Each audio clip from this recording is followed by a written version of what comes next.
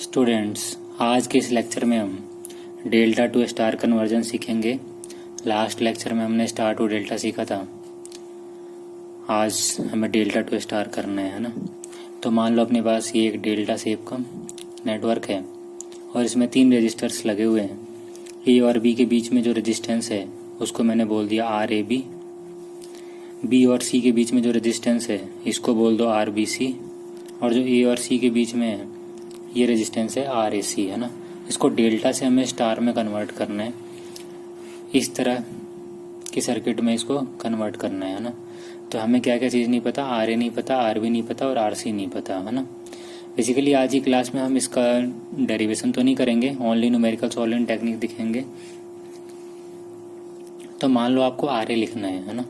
तो जो R A की वैल्यू लिखोगे तो आर ए की वैल्यू देखो क्या लिखोगे। ए वाले पॉइंट से 2 रेजिस्टेंस जुड़ रहे हैं, कौन कौन से, आर ए बी और आर ए सी। तो ऊपर लिख लो R A B into R A C divided with all 3 resistances का sum, R A B plus R B C plus R A C, है ना। तो इन तीनों का सम लिख लिया। ऐसे ही मान लो अगर आपको आर बी निकालना है तो आर बी को क्या लिखोगे आप, आर बी को लिखोगे, देखो बी एंड से कौन कौन से 2 कनेक्ट हैं, आर ए बी और आर ए बी सी। तो ऊपर रख लो आर ए बी और आर बी सी को और नीचे सेम ऑल 3 रेजिस्टेंसेस से डिवाइड कर लो, है ना। तो इनके सम से डिवाइड कर लो, सेम वही स्टेप। ऐसे अगर आपको आर सी निकालना है तो आर सी के लिए आप क्या करोगे, सी वाले पॉइंट से 2 रेजिस्टेंस कौन कौन से कनेक्ट हैं, आर बी सी और आर ए सी। तो R B C into R A C divided with all 3 resistances का सम कर लो, है ना। तो ये प्रोसेस है, ये एक शॉर्ट तरीका याद कर लो एक बार और इसको न्यूमेरिकल्स में अप्लाई करेंगे।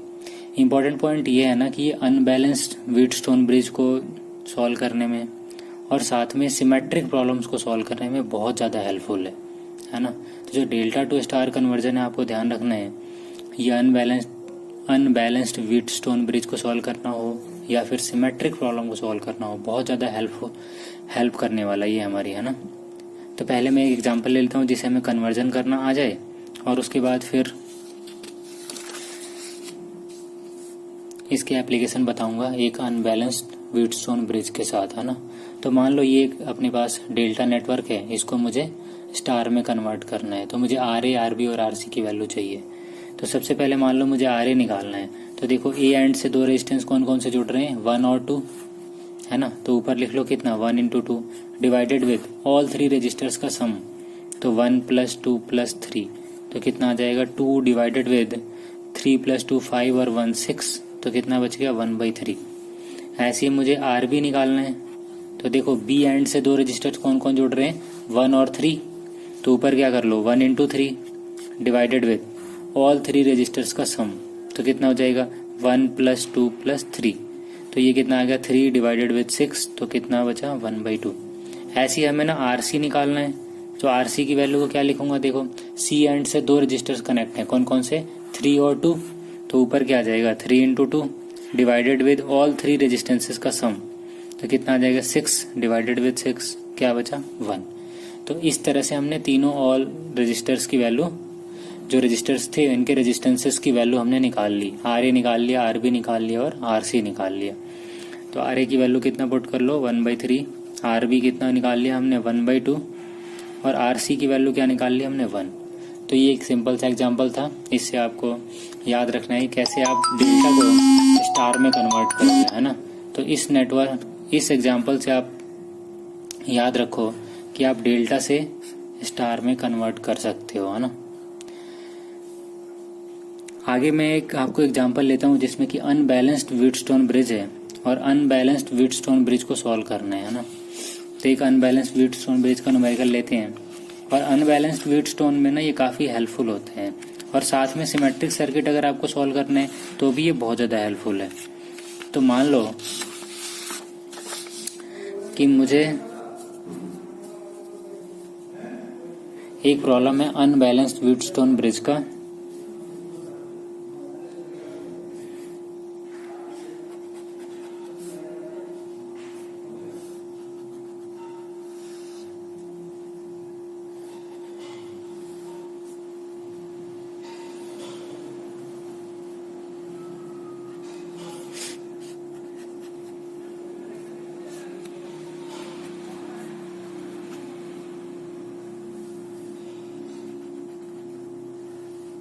मान लो ये वाला रेजिस्टेंस है 1, ये है 2, इसको ले लो 3, इसको ले लो 4, है ना। तो ऑब्वियस सी बात है, और इस रेजिस्टेंस की वैल्यू ले लिया मैंने 5, और आपसे बोला गया कि आप ए और बी के बीच में इक्विवेलेंट रेजिस्टेंस बताओ। तो देखो ऑब्वियस सी बात है कि आप इसको अगर व्हीटस्टोन बैलेंस्ड व्हीटस्टोन बेस से करना चाहोगे तो नहीं कर पाओगे, क्योंकि 1/2 का रेशियो 3/4 के इक्वल नहीं है, P/Q R/S के इक्वल नहीं है, तो ये बैलेंस तो है नहीं। अगर ये बैलेंस होता तो आप 5 वाले को रिमूव कर देते और कर लेते इजिली, है ना। तो हम ऐसे केस में करते क्या हैं, देखो ये वाला जो पॉइंट, ये पॉइंट कौन सा है, ए, इसको लिख लो कुछ सी और इसको लिख लो डी। तो हम क्या करेंगे ना कि इस वाले, ये जो आपको ये डेल्टा नेटवर्क दिख रहा है डेल्टा, इस डेल्टा को स्टार में कन्वर्ट कर लेंगे, है ना। तो देखो अगर मैं इस वाले डेल्टा को स्टार में कन्वर्ट कर लूं तो कुछ इस तरह का केस बनेगा, ऐसे। और फिर ये तीनों रेजिस्टेंस, ये जो डेल्टा है, ये वाला और ये वाला, ये तीनों रिमूव हो जाएंगे, ये तीनों हट जाएंगे। तो अपना सिंपल सा सर्किट क्या बचेगा, देखना इधर, है ना। अब अपना सिंपल सर्किट ये बचेगा, ये पॉइंट मान लो ये था, तो ये वाला रजिस्टर एक हो गया, फिर एक ये वाला रजिस्टर ऐसे, उसके बाद एक ये वाला रेजिस्टेंस, ये, फिर ऐसे ही ये तो रिमूव हो चुका है, ये भी रिमूव हो चुका है, तो ये बच गया रेजिस्टेंस, तो एक ये रेजिस्टेंस बच गया, उसके बाद एक ये वाला बच गया, है ना, और फिर ये पॉइंट आ गया बी। तो अब हम इस सर्किट को बहुत इजीली सॉल्व कर लेंगे। ये 2 का था, इसको 2 लिख लो, इसको 4 लिख लो। तो हमारा टारगेट क्या है ना कि हम ये जो डेल्टा नेटवर्क है इसको हम स्टार में कन्वर्ट कर लें, है ना। तो स्टार में कन्वर्ट करने के बाद फिर हम इस सर्किट को इजीली सॉल्व कर पाएंगे। तो मान लो कि ये वाला रेजिस्टेंस है एक्स, ये वाला है वाई और ये वाला है जेड। तो इसको लिख लो एक्स, इसको लिख लो वाई, इसको लिख लो जेड। तो एक्स वाई जेड की वैल्यू निकालेंगे और उसके बाद ये प्रॉब्लम को इजीली सॉल्व कर पाएंगे। तो जब भी अगर आपको अनबैलेंस्ड व्हीटस्टोन मिले तो आप क्या करो ना कि जो फर्स्ट हाफ डेल्टा है इसको आप स्टार में कन्वर्ट कर लो। इवन सिमेट्रिक सर्किट में भी जहां भी आपको इस तरह का डेल्टा दिखे उसको आप स्टार में कन्वर्ट कर लोगे तो आप इजीली कर पाओगे। और कई बार ना सिमेट्रिक वाले कॉन्सेप्ट में कंफ्यूजन होता है, तो वहां भी आपको ऐसे ही करना चाहिए। तो देखो एक्स वाई जेड की वैल्यू निकालते हैं। मान लो मुझे एक्स की वैल्यू निकालनी है, तो देखो एक्स से 2 पॉइंट कौन कौन से जुड़े हुए हैं, एक तो 1 ओम का रेजिस्टेंस है और एक 3 का है। तो ऊपर लिख लो 1 into 3 और डिवाइडेड विद ऑल 3 का सम 1 + 3 + 5। तो 1 + 3 + 5 कितना आ जाएगा, 3/5, 3, 8 और 9। तो ये बच गया 1/3। ऐसी मुझे y की वैल्यू निकालनी है। तो देखो y से 2 कौन कौन से जोड़े हैं, 1 और 5। तो ऊपर कर लो 1 into 5 और डिवाइडेड विद ऑल 3 का सम कितना आएगा, 9। तो इसको कर लो 5/9, ठीक है। और ऐसी मुझे z की वैल्यू निकालनी है। तो देखो z से कौन कौन से 2 कनेक्ट हैं, 5 और 3। तो 5 3 जा 15 और डिवाइडेड विद ऑल 3 रेजिस्टेंस का सम 1 + 3 + 5। तो कितना आ जाएगा, 9। तो 3 से कैंसिल कर लो, 3 5 जा 15, 3 3 जा 9। तो इस तरह से हमने तीनों रेजिस्टेंसेस की वैल्यू निकाल ली। तो अब मैं क्या करूंगा, देखो x की वैल्यू पुट कर लूंगा यहाँ 1/3, है ना। फिर y की वैल्यू पुट कर लूंगा 5/9, तो ये 5/9 का हो गया। उसके बाद ये z की वैल्यू पुट कर लूंगा 5/3, है ना। अब ये क्वेश्चन बहुत ही आसान हो गया। ये दोनों तो हो जाएंगे सीरीज में, ये दोनों हो जाएंगे सीरीज में, फिर उनका पैरेलल कर लूंगा और जो आएगा उसका इसके साथ सीरीज करके टोटल रेजिस्टेंस निकाल लूंगा, है ना। ये 5/9 था। तो सबसे पहले तो 5/9 और +2 इसका हम सीरीज कर लेते हैं, है ना। तो 5/9 और 2 का सीरीज करोगे तो 5/9 + 2 कितना बचेगा, 9 2 जा 18 और 18 और 5 23। तो 23/9 हो जाएगा, है ना। ऐसे ही ये दोनों सीरीज में है, तो इसका करोगे तो 5/3 + 4 कितना हो जाएगा, 3 4 जा 12 और 5 17/3। तो हमने इन दोनों का सीरीज कर लिया, इन दोनों का सीरीज कर लिया। तो अब अपना सर्किट बहुत सिंपल सा बचेगा। अब अपना सर्किट क्या बचेगा, देखो इधर,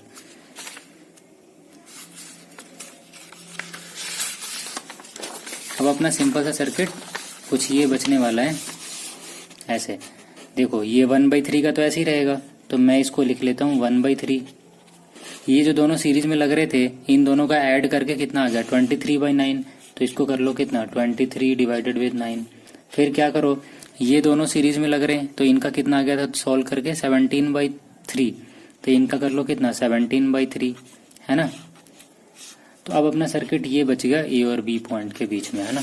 अब इसको सॉल्व करना तो बहुत ईजी है ना। ये दोनों किस में है, पैरेलल में है। तो पैरेलल में इनका आर इक्वलेंट क्या लिखोगे, R1 R2 upon R1 plus R2। तो 23/9 into 17/3 plus divided with 23/9 plus 17/3। तो इसको सॉल्व कर लेते हैं। तो ऊपर कितना बचेगा 23 इंटू 17 डिवाइडेड विद 9 3 जा 27 कर लो। नीचे एलसीएम कर लेते हैं। तो 9 और 3 का एलसीएम कितना आ गया 9। तो यहाँ 23 बच गया प्लस 3 से डिवाइड कर लो, फिर मल्टीप्लाई कर लो, तो कितना हो जाएगा 51, है ना। तो इसको सॉल्व करके मैं क्या लिख दूं, 9 से तो इसको पहले 3 बार कैंसिल कर ही लो, है ना। तो ऊपर बच जाएगा 23 इंटू 17 डिवाइडेड विद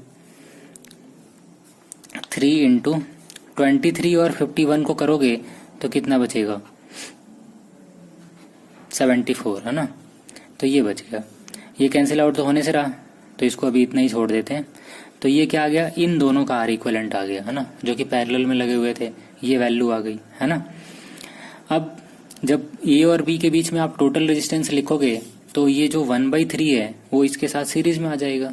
तो हम क्या कर लेते हैं, जो आर ए बी है ए और बी के बीच में वो कितना हो जाएगा 1/3, मतलब 1/3 इस पूरे के साथ सीरीज में इसके साथ।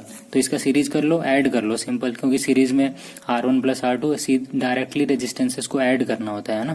तो 23 इंटू 17 और डिवाइडेड विद 3 इंटू 74। तो इसको सॉल्व कर लेंगे, सॉल्व करने के बाद जो आंसर आएगा वही क्या होगा, फाइनल आंसर होगा, है ना। तो आपको ध्यान रखना है कि जब भी आपको स्टार से डेल्टा का कन्वर्जन आता है तो स्टार से डेल्टा कन्वर्जन करते टाइम हमने क्या किया था, पहले लेक्चर में डिस्कस किया था ना। और आज जो हमने डिस्कस किया है वो डेल्टा टू स्टार किया है ना। तो हमने डेल्टा टू स्टार कन्वर्जन में 2 पॉइंट याद रखना है कि जब भी सिमेट्रिक सर्किट में कंफ्यूजन हो तब भी ये हमें हेल्प करने वाला है, और अनबैलेंस्ड व्हीटस्टोन ब्रिज हो तब भी हमारी हेल्प करने वाला है ना। तो ये आपको इंपॉर्टेंट पॉइंट ध्यान रखना है ना। Hope you will get it. इसको आप अलग अलग प्रॉब्लम्स में अप्लाई करके देखना। Thanks for watching.